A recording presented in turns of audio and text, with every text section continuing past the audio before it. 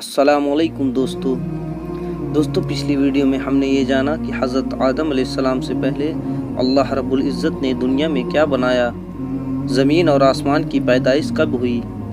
تو دوستو آئیے بڑھتے ہیں ہم آگے ویڈیو کی طرف۔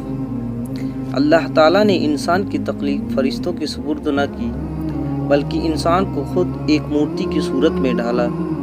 اس کے بعد حضرت آدم علیہ السلام کے پتلے کو 40 سال تک اس کو چھوڑے رکھا، یہاں تک کہ وہ گیلی مٹی خشک ہو گئی اور اس کا رنگ سیاہ ہو گیا، اس میں بدبو آنے لگی۔ پھر وہ خشک ہو کے کھنکھناتی مٹی بن گئی اور آخر میں آگ پر پکی مٹی کی صورت اختیار کر لی، جس کو قرآن مجید میں فخار کہا گیا ہے۔ قرآن مجید میں کچھ الفاظ یوں ہیں، مثلاً حمام یعنی سیاہ مٹی، مسنون یعنی بدبودار مٹی، سلسال یعنی کھنکھناتی مٹی۔ تخلیق آدم اللہ تعالیٰ کا ایک کرشمہ ہے۔ انسانوں کو ایک بہترین شکل عطا کی گئی۔ اس وقت حضرت آدم علیہ السلام کا قد بہت لمبا تھا اور ان کے بعد آنے والے لوگوں کا قد گھٹتا چلا گیا۔ انسانوں میں سب سے لمبا قد حضرت آدم علیہ السلام کا تھا۔ ایک روایت میں آتا ہے آپ کا قد 60 ہاتھ تھا، یعنی کہ 130 فٹ۔ بہرحال اللہ رب العزت نے جب انسان کا ڈھانچہ بنا کر اسے خشک ہونے کے لیے مقرر وقت کے لیے چھوڑے رکھا تو ابلیس اس کے ارد گرد چکر کاٹنے لگا۔ اس ڈھانچے میں ٹھوکر مارتا تو اس میں سے ایسی آواز آتی جیسے خالی مٹی کے مٹکے سے آتی ہے، اور اس نے دیکھا کہ یہ ڈھانچہ تو پیٹ والا ہے، تو وہ بولا یہ مخلوق اپنے آپ پر قابو نہیں پائے گی۔ حضرت آدم علیہ السلام میں روح ڈالنے سے پہلے فرشتوں کا گزر اس ڈھانچے کی طرف سے ہوا تو وہ دیکھ کر گھبرا گئے، اور ابلیس بھی ڈھانچے کے آس پاس سے گزرتا تو ٹھوکر مار کے کہتا کہ تجھے کسی خاص مقصد کے لیے پیدا کیا گیا ہے۔ یہ کہہ کر وہ اس کے منہ کے راستے سے داخل ہو جاتا اور کمر کے راستے سے باہر آ جاتا۔ پھر اس نے فرشتوں سے کہا کہ گھبرانے کی کوئی ضرورت نہیں، اگر مجھے اس پر مسلط کیا گیا تو میں اسے ہلاکت میں ڈال دوں گا، اگر مجھے اس پر مسلط کیا گیا میں یقیناً اس کی نافرمانی کروں گا۔ یعنی ابھی آدم علیہ السلام میں اللہ نے روح بھی نہیں پھونکی تھی، تب سے ابلیس اور انسان سے عداوت اور دشمنی واضح تھی۔ پھر اللہ رب العزت نے حضرت آدم علیہ السلام میں روح پھونکی۔ جیسے ہی آدم علیہ السلام میں روح سر کے طرف سے داخل کی گئی تو آدم علیہ السلام کو چھینک آ گئی، تو فرشتوں نے آدم علیہ السلام کو کہا کہ کہو الحمدللہ، تو آدم علیہ السلام نے کہہ دیا الحمدللہ۔ تو اللہ کی اس تعریف پر اللہ نے کہا تجھ پر تیرا رب رحم فرمائے۔ جب روح ان کی آنکھوں میں داخل ہوئی تو ان کی آنکھوں نے جنت کے پھلوں کو دیکھا تو غور و فکر کرنے لگے۔ پھر روح پیٹ میں پہنچی تو کھانے کی طلب ہوئی، یعنی ابھی روح ٹانگوں تک نہیں پہنچی اور کھانے کی طلب ہونے لگی۔ جب حضرت آدم علیہ السلام میں روح پھونک دی گئی تو اللہ نے ان کی پشت پر اپنا مبارک ہاتھ پھیرا، جس سے قیامت تک آنے والے تمام انسان باہر آ گئے۔ حضرت آدم علیہ السلام کی تمام اولاد ان کے سامنے ظاہر ہو گئی۔ یہ بات قرآن اور حدیث سے بھی ثابت ہے۔ پھر اللہ نے اولاد آدم سے انہی کے بارے میں اقرار لیا کہ کیا میں تمہارا رب نہیں؟ پھر تمام انسانوں نے جواب دیا ہم اقرار کرتے ہیں کہ تو ہی ہمارا رب ہے۔ اللہ رب العزت نے حضرت آدم علیہ السلام میں اپنی روح پھونک کر فرشتوں اور جنوں سے سجدہ کرنے کا حکم دیا۔ ابلیس کے علاوہ سب نے حضرت آدم علیہ السلام کو سجدہ کیا۔ اللہ نے ابلیس سے پوچھا کہ تجھے کس چیز نے سجدے سے روکا؟ تو اس کے جواب میں اس نے کہا کہ مجھے آگ سے پیدا کیا اور اسے مٹی سے، گویا میں اس سے بہتر ہوں۔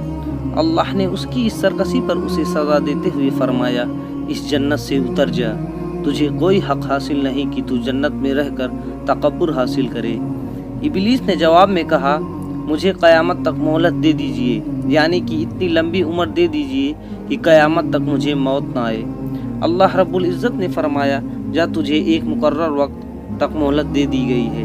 پھر ابلیس نے کہا میں قسم کھاتا ہوں کہ انسانوں کو گمراہی کے لیے تیرے سیدھے راستے پر بیٹھ جاؤں گا، پھر میں ان کے آگے سے، پیچھے سے، دائیں سے، بائیں سے ان کے پاس آؤں گا اور تو انہیں شکر گزار ہرگز نہیں پائے گا سوائے ان کے جو تیرے مخلص بندے ہوں گے جو میرے بہکاوے میں نہیں آئیں گے۔ اللہ رب العزت نے اسے ذلیل و خوار کر کے وہاں سے نکال دیا اور فرمایا جو تیرا حکم مانے گا میں ایسے تمام لوگوں سے جہنم بھر دوں گا اور میرے بندوں پر تیرا کوئی غلبہ نہیں ہوگا۔ اس طرح یہ واضح ہوا کہ پہلا گناہ تکبر ہے۔ اللہ نے حضرت آدم علیہ السلام کو جاہل نہیں بلکہ علم والا پیدا کیا تھا۔ جب اللہ نے حضرت آدم علیہ السلام سے مکمل روح ڈال دی تو وہ اپنے پیروں پر کھڑے ہو گئے، تو اللہ نے انہیں حکم دیا کہ جاؤ فرشتوں کی جماعت کو السلام علیکم کہو۔ آدم علیہ السلام جا کے سلام کیے، تب فرشتوں نے جواب میں وعلیکم السلام کہا۔ اللہ نے فرمایا یہ تیرا اور تیری اولاد کا آپس میں ایک دوسرے کا تحفہ اور ہدیہ ہے۔ اللہ نے حضرت آدم علیہ السلام کو ابتدا میں تمام نام سکھا دیے۔ وہ اللہ کے حکم سے آسمان اور زمین کی ہر چیز کا نام اور اس کا استعمال جانتے تھے۔ اللہ رب العزت نے جب تمام چیزوں کا نام فرشتوں سے پوچھا تو وہ اس کا نام نہیں جانتے تھے۔ پھر حضرت آدم علیہ السلام نے ان تمام چیزوں کے نام بتائے۔ تب اللہ نے فرشتوں سے فرمایا کہ کیا میں نے تم سے نہیں کہا تھا کہ میں وہ جانتا ہوں جو تم نہیں جانتے۔ پھر ایک روز جب آدم علیہ السلام سو رہے تھے تو اللہ رب العزت نے ان کی بائیں پسلی سے اماں حوا کو پیدا فرمایا اور انہیں حضرت آدم علیہ السلام کا ہمسفر بنایا۔ جب حضرت آدم علیہ السلام بیدار ہوئے تو انہوں نے حوا کو پاس دیکھا۔ وہ پوچھے تم کون ہو؟ تو انہوں نے جواب دیا میں عورت ہوں۔ اماں حوا قیامت تک آنے والی تمام عورتوں میں سب سے زیادہ خوبصورت تھیں۔ حضرت آدم علیہ السلام اور اماں حوا دونوں لوگ جنت میں رہتے تھے۔ انہیں جنت کا لباس پہنایا گیا۔ جب ابلیس نے انہیں گمراہ کرنا شروع کیا اور اللہ نے جو درخت کے پاس جانے سے انہیں منع کیا تھا، شیطان نے انہیں وحی کھانے پر مجبور کر دیا۔ اس پر جھوٹی قسمیں بھی کھائی۔ انہوں نے اس درخت سے کھا لیا اور اللہ کی نافرمانی کے مرتکب ہوئے۔ اللہ نے ان سے جنت کا لباس چھین لیا اور وہ برہنہ ہو گئے۔ وہ اس درخت کے پتوں سے اپنا جسم ڈھانکنے لگے، لیکن اس گناہ کے بدلے وہ غرور اور تکبر نہیں بلکہ اللہ سے معافی مانگنے لگے اور اس کے مغفرت کے طلبگار ہوئے۔ اس سے یہ بتایا گیا ہے کہ خطا انسان کی فطرت کا ایک حصہ ہے، کیونکہ وہ فرشتوں کی طرح معصوم نہیں ہے۔ پھر اللہ نے انہیں جنت سے نکل جانے کا حکم دیا اور فرمایا تمام زمین پر رہو، تم ایک دوسرے کے دشمن ہوگے۔ پھر وہ دونوں زمین پر اترے اور انہی کے ساتھ ابلیس بھی زمین پر اترا۔ حضرت آدم علیہ السلام اور اماں حوا نے اپنے رب سے معافی کے کلمات سیکھ لیے۔ ایک روایت کے مطابق حضرت آدم علیہ السلام کو ہند میں اور اماں حوا کو جدہ میں اتارا گیا۔ پھر دونوں ایک دوسرے کو ڈھونڈتے ڈھونڈتے دونوں کی ملاقات عرفات کے میدان میں ہوئی۔ عرفات کے معنی جان پہچان کی جگہ۔ اماں حوا نے 20 ولادتوں میں 40 بچوں کو جنم دیا۔ ہر ولادت میں ایک لڑکا ایک لڑکی پیدا ہوئی۔ دنیا کا سب سے پہلا جوڑا قابیل اور ان کی بہن امین کا ہے۔